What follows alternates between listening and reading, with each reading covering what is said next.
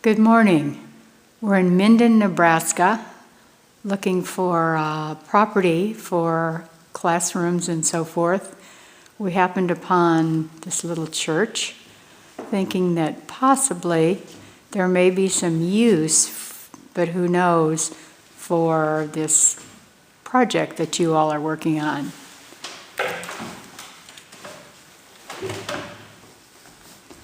Hey, Ghetto members.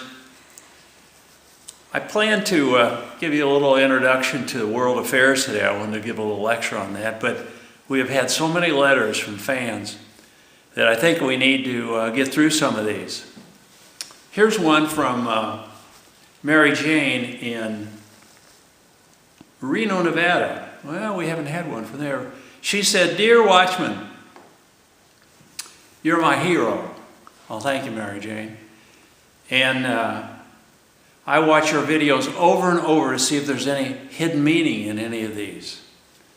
Well, the truth is, even the meaning is sometimes hidden from me also, but it's good that you watch them over and over. But she said, "This question I have for you, Watchman, where do you get your name?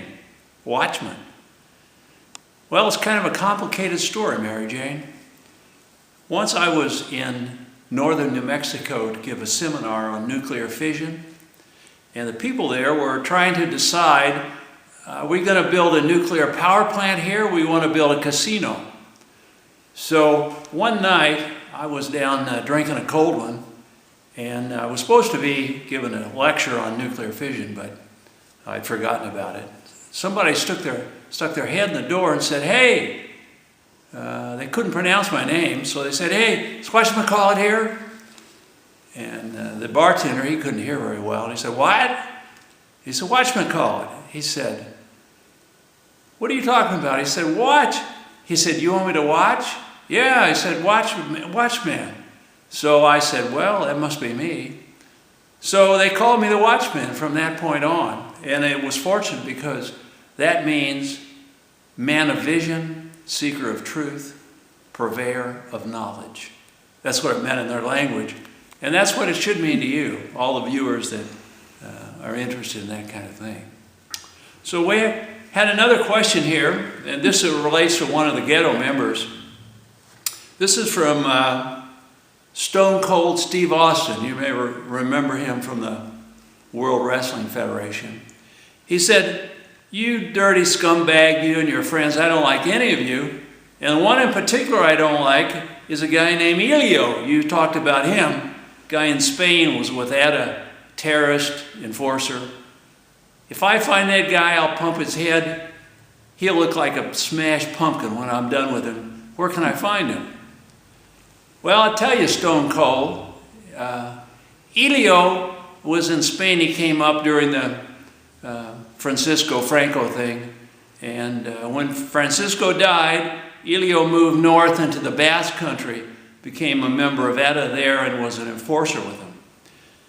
The new king put heat on Elio, so he left, and he got some forged papers, took a Cuban submarine to Central America, where he worked on a banana plantation in Honduras. But he worked his way north into Mexico, and one night, Elio, he was having a beer in a bowling alley, and who was there but Louis the G? And he said, "Say, Louis the G, I'm trying to get north." And Louis the G said, "Well, here is Senorita Ellie, who now is called herself Sister Ellie because she bought a convent and bought a habit, and now she looks like a penguin sitting at the bar." So anyway, he said, "I want to go to the U.S. And Louis the G, also called the G-Man, said, "Why do you want to do that?" He said, "Because I want to vote for Ted Cruz."